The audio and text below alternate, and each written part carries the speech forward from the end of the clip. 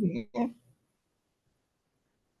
Welcome back. It is always a good day when I wake up and give thanks. And this welcome back is quite a welcome back. I have taken a little bit of a sabbatical to kind of get my act together with this podcast because I went through some, I don't know, decision-making process like, what am I doing? And do I make a difference with this podcast? And after really doing a deep dive, and peeling back the layers and speaking to a lot of people that I respect, I realize, yes, I am helping people.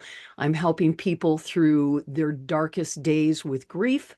I'm helping them to make maybe wise decisions with getting their will and their trust together, clearing out debris. We help a lot of people with giving them hope for what could possibly be the next. If you believe in the afterlife, we have a lot of cool, juicy shows about that. So I do appreciate you being here. I moved off of the network that I was with. I really needed to have some freedom, and now I have complete autonomy. And so, that being said, the show has grown even with just the old shows. So, thank you. Thank you for the 18 countries that I had listening. And thank you for those of you that are coming on board right and left. Today's show, oh my goodness. Okay, this young man is a brilliant writer. He is an entertainer. He is a poet, an author, and he is let's say this, he is very familiar with the topic of grief.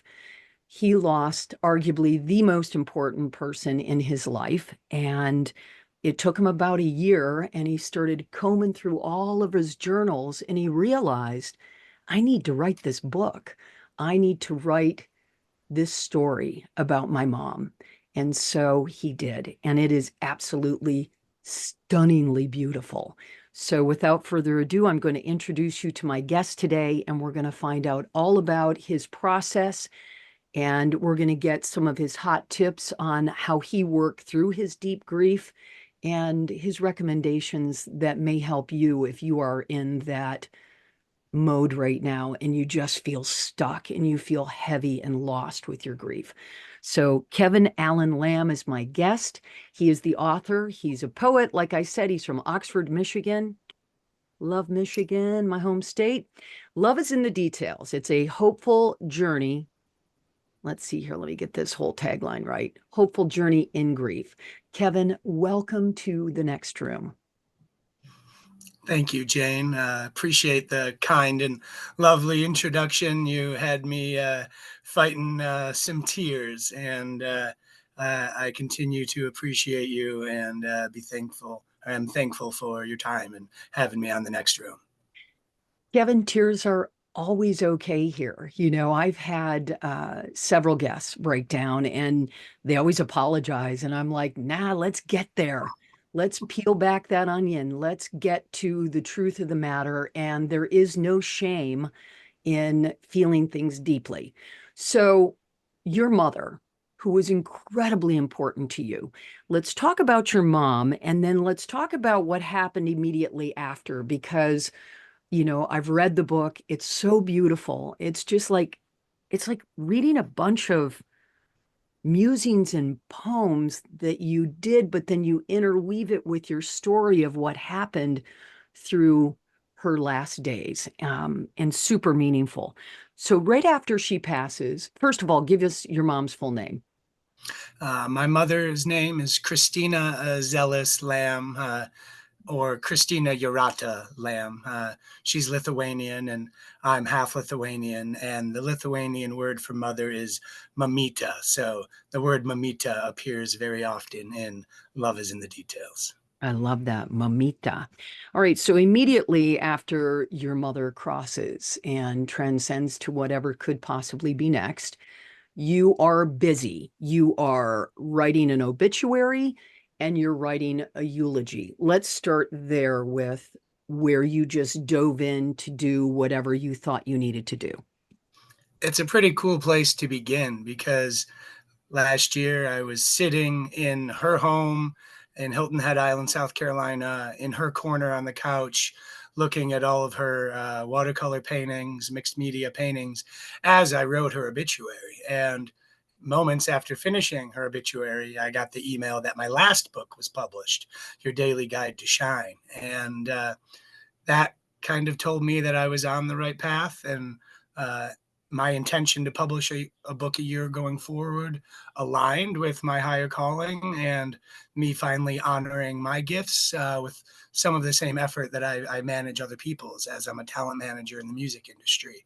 Um, and I was honored enough, and I felt it was my duty to write that obituary, and then give her eulogy at her celebration of life. And of course, it was one of the harder speeches I've ever had to make, but I also knew it kind of had to be me, and I could handle it, and I could take it. And that was a big family reunion for us. We can't really control when we get family reunions, weddings and funerals. This just happened to be the latter. And once I got home and I wasn't so busy, and I let the grief in more, I went back to my journals. I keep an electronic journal as well as a regular one. And those months between diagnosis in mid-December and ultimately, when she passed in May, I had written quite a bit, and I knew I had, but I was always writing from a very like deeply emotional and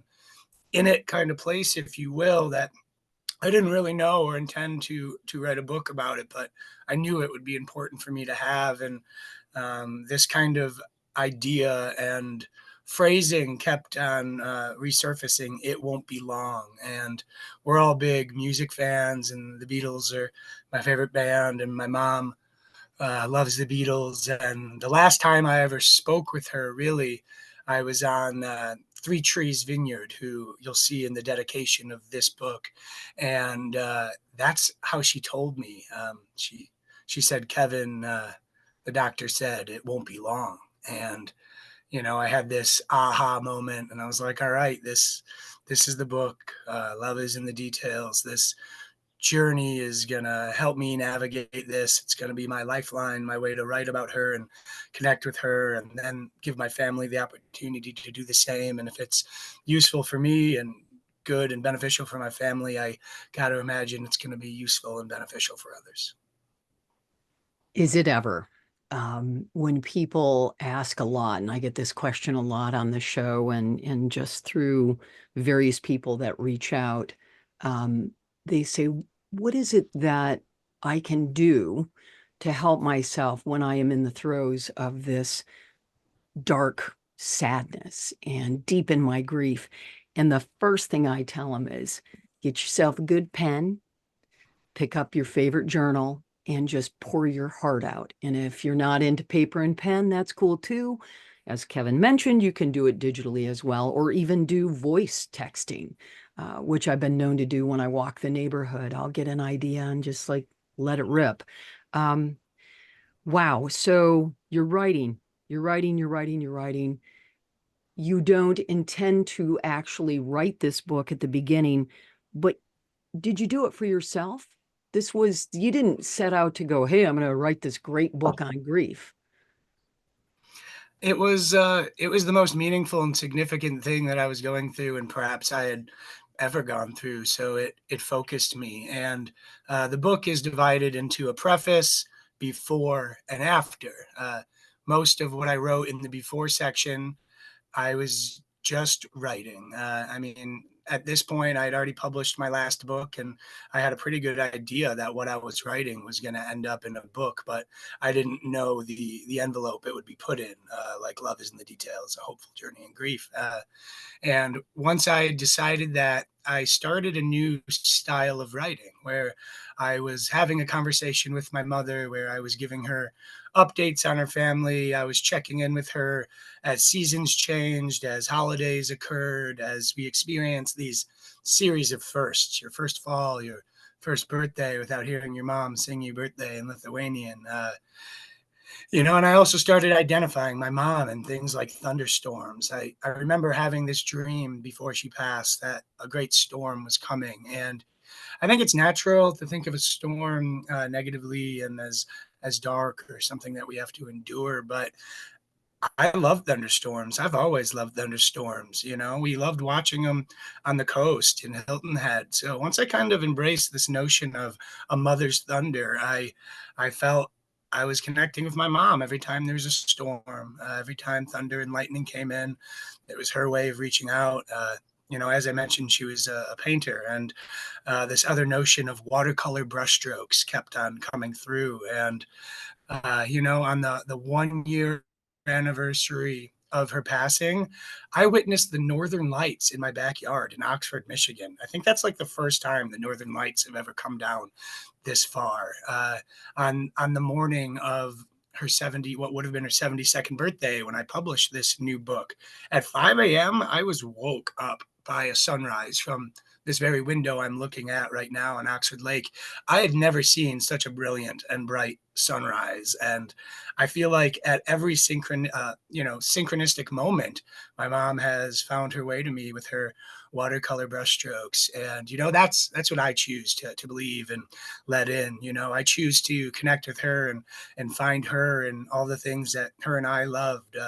Just yesterday, I wrote something about Paul Simon and diamonds on the soles of your shoes. And in the before section of the book, you'll notice 5 pages in a row that are all poems inspired by Beatles songs. I tell everybody, on the front there's a thunderstorm, the photo I took, and on the back there's a sunrise, a photo I also took after the storm passed. I want people to know that this isn't a book strictly about grief. It's a book I wrote in the last year while I was grieving my mother. But I'm a pretty joyous, hopeful person, and the more I let it in, the more I saw it was such a beautiful thing. And it's a very great teacher. And grief is some of the most elegant curriculum because it reminds you what matters. It connects you to our natural processes. I mean, the sun rises and it sets. We're born and we pass, and there's cycles. And in our Western world, there's just so much like fear and unknowing. And it was kind of cool. I released this book offline the week prior to my mom's birthday at Electric Forest Festival in Rothbury, Michigan. And I had a mobile book wagon, and I had 100 copies of my book. And I was sitting around the pool in Artist Village at the best party in the world.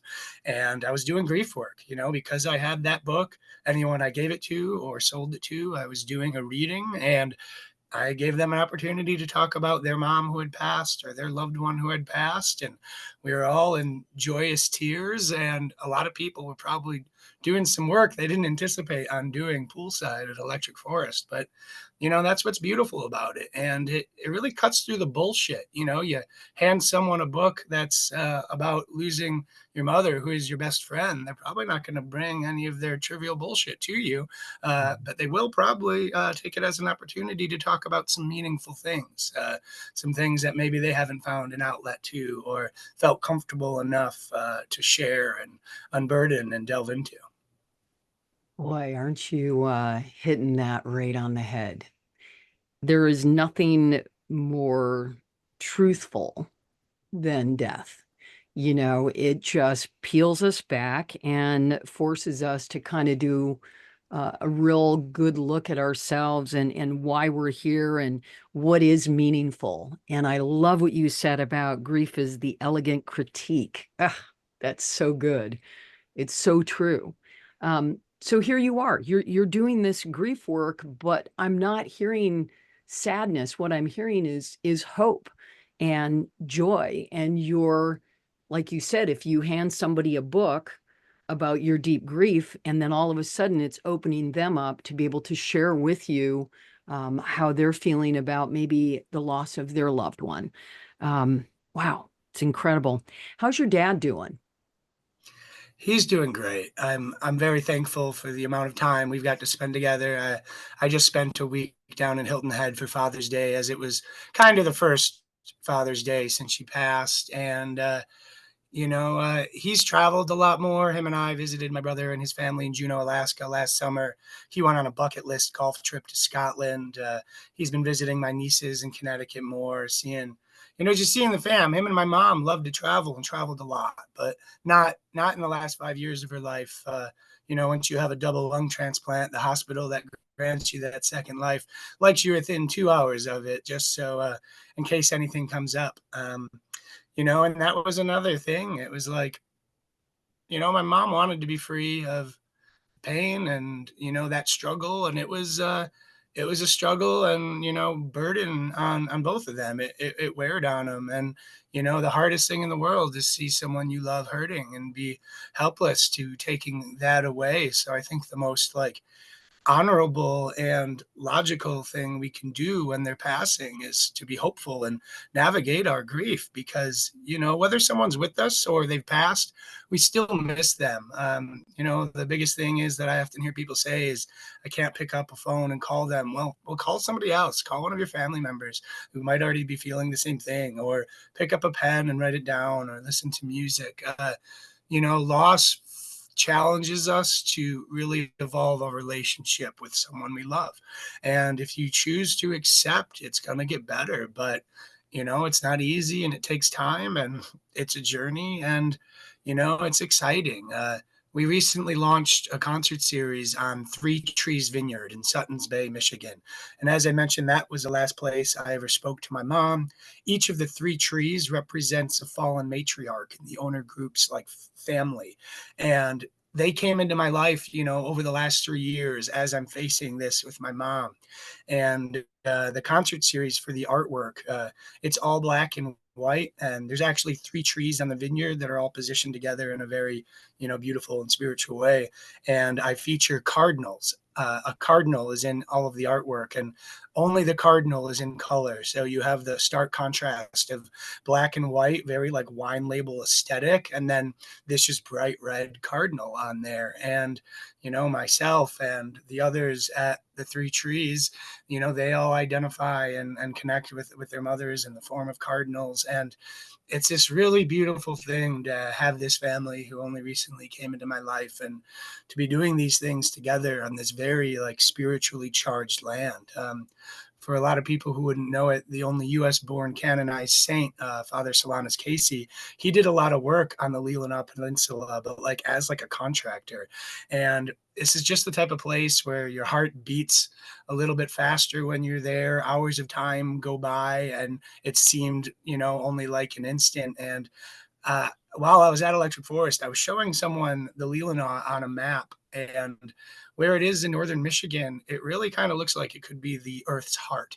And when I'm there, I feel that way, and I connect very profoundly. And uh, there's three pieces in this book that were written about the land, on the land: gather at three trees, cannons at sunrise, and healing in the garden. And I've already done so much healing there. There's 10 miles of rows, and I'll walk around one row, then run the other. And I think it came into my life as a shift to build something for the next 20 years of my life, where I can go and slow down and still do what I do with music. But traveling is dangerous, touring is dangerous, but the drive from Oxford to northern Michigan is peaceful. It's 4 hours, and when I'm up there, I can just slow down and have the world come to me, if you will, and write books, and offer other people a chance to come and kind of feel that presence, and that power, and that pervasive spirit that's present there in the land. And I kind of wrote in the piece called "Healing in the Garden" that if the presence of spirit is prevalent here at the three trees, it's because of the love poured into it by the land's stewards. Uh, and if that's the case, then the grapes grown and the wine produce could be said to have healing properties itself, right? And I like to look at things that way, and it's a beautiful story, and it just continues to be a series of synchronicities that I can only understand as magic, and the path revealing itself once you're on it, as Rumi says. Mm, wow. You brought up a couple really good points. Slowing down.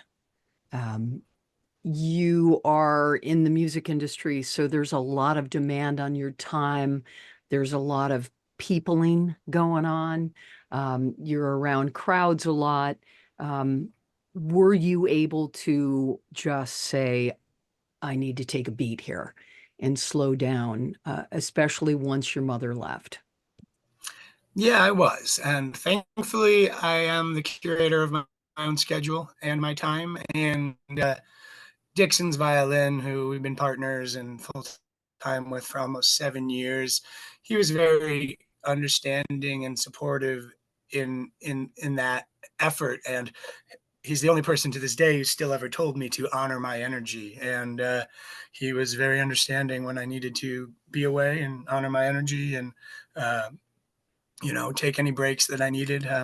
But yeah, last year, given the opportunity to work a big event or see family, I chose family. I didn't do that many events last year. And honestly, now I do a lot less big events. I might do two big events a year. One's in the spring, Tortuga Music Festival in Fort Lauderdale, where I work with Country Nation and I do like high end hospitality event, like operations and logistics. And it's kind of cool because it's the only sustainable music festival in the world. And they won their third consecutive award for Festival of the Year. But turtles and slowing down, that's a big theme of my life and around my neck.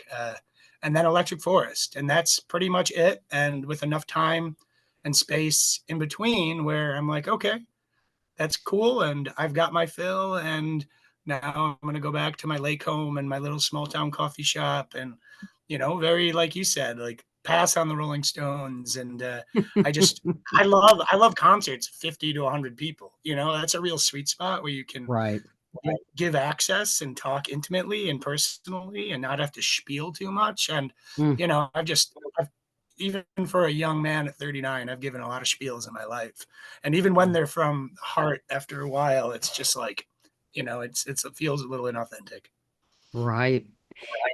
Besides writing, um, what do you do to nurture yourself?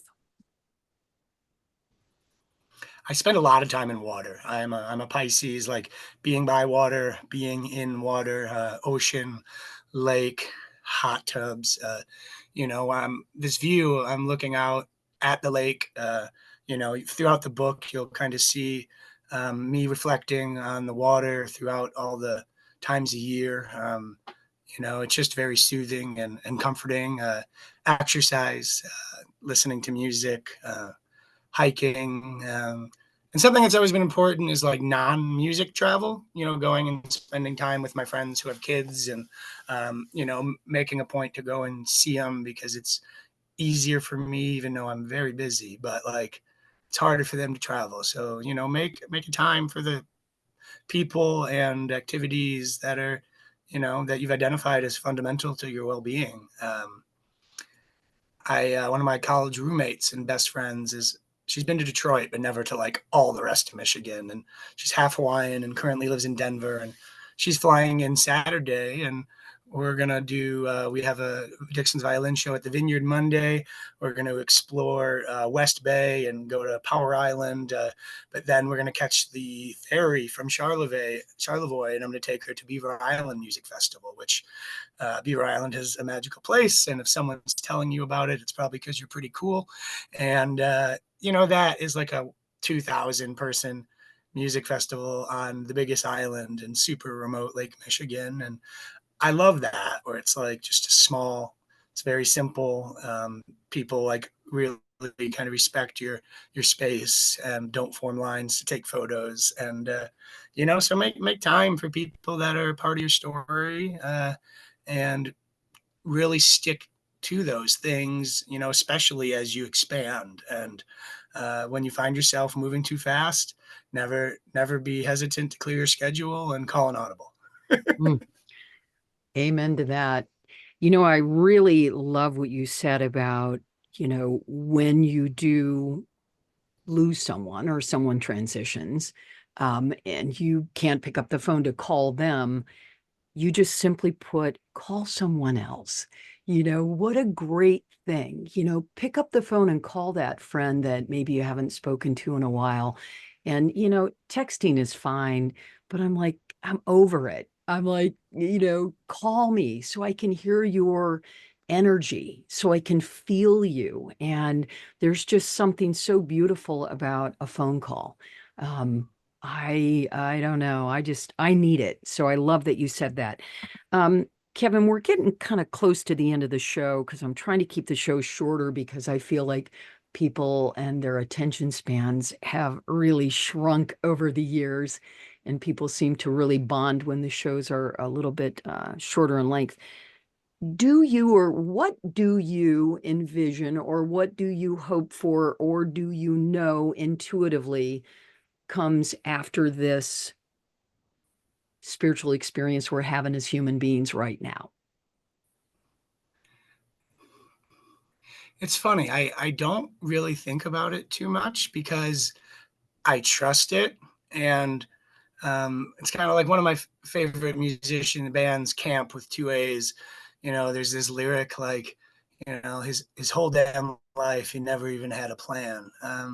I like the trust and flow of things, and I believe it'll be what it's supposed to be. And I think we think about things we're concerned over, and since I'm not concerned about it, well, I give my energy to those thoughts. Okay, that's good. That is clearly one of the more unique answers I've had to that question because I find it fascinating. Some people spend a lot of time with it and some don't. And I like that you just trust whatever it is to be next. Okay, so you mentioned earlier that you are or you have plans to write a book a year. So what is next for you, Kevin? Well, I'm currently writing four, Wow. including two children's books, and I Good for might you. I might even, yeah, thanks. I might even publish one of the children's books later this year. It's called Tortuga, and it's about a magical and musical turtle named Speedy who doesn't know he's magical, but he writes songs about his friends that are magical. And the first book is in the Great Lakes region, and his friends, what their superpower is what good they do for the environment. We have Santiago the seagull, Babs the beaver, Helga the honeybee, Fred the frog, and Martin the mallard. And at the end of book one, they're going to say, Speedy, this is your superpower. You make us feel great and remind us of all these good things we do. And they're going to give him a banjo. And then every other book is going to be a different region with different characters and some of the same. And they're going to be a traveling band. And I can take that to festivals and schools and hospitals. And yeah, I can have my different friends that are musicians be the different animals. Ah, that's great. And at the same time, bring awareness to this beautiful planet that we're so blessed to live on, and educate the kids about taking care of the place that we are currently living. So that, Absolutely. Do you mind if I end with a reading because it was no, I would love my it. yeah, yeah, and it was my last entry into the book, and I wrote it on the 1 year anniversary of my mom's passing, which was the Friday before Mother's Day. The floor is yours, Kevin. Thank you. Hey, Mom. Believe it or not, it's been 1 year since you passed. I came to the coffee shop to write about you, and ripples started playing as I began typing these words. Your life, and certainly your wake, has left a ripple behind for those who were privileged enough to know your quality and joy. It has gotten easier, and I'm proud of myself for strengthening our bond in all the ways I've learned to. Losing you has helped me show empathy to others who are in similarly impossible battles. I was in a pretty devastating car accident Thursday, and I have no doubt that you were by my side, protecting your youngest child from the other side. You may not be with us in all the ways a family grows accustomed to needing, loving, and relying on an incredible mother, but I am grateful for all of our time together and carry you with me each time I find gratitude for what may be life's simplest yet most profound blessing. I'm still here. Each day without you is another opportunity to carry the love you gave me into the world with a purpose, a plan, and a chance to create something extraordinary in a world begging for a better relationship with love, life, and loss. I spent many of the last 365 days writing a book about you, and with a little help, it will be published by your 72nd birthday next month. It comes as little surprise that your story will continue to inspire, encourage, and comfort others even after you set sail into the mystic, because the most beautiful things are eternal, and some songs were never meant to stop playing.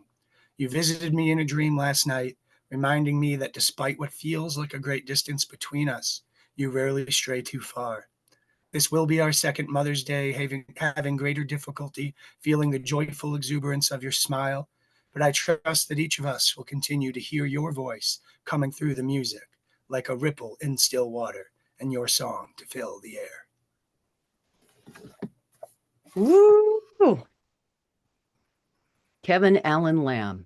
He is a beautiful author. He's a poet. As you can hear, you need to go order this book on Amazon right now. I will put the link in the show notes so you don't have to go search for it.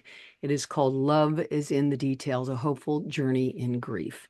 And please follow him too. That way you will be alerted to his children's books, to the next book that comes out, or the next four, because he sounds like he is just incredibly prolific. Kevin, thanks again for coming on the show. The next room is all about death because, in my estimation, it is dinner conversation. So thank you for joining me. You are welcome to come back anytime. Just shoot me an email, say, hey, Jane, I want to talk about my children's books. All right. Love Thank to you, have you back Jane. on.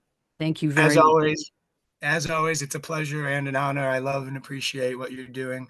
You're doing very meaningful work, and I'm happy we're now doing it together. Awesome. Thank you for joining me on the next room. I'll be back next week. Hopefully, we'll see how it goes with another incredible guest. Thank you so much for tuning in.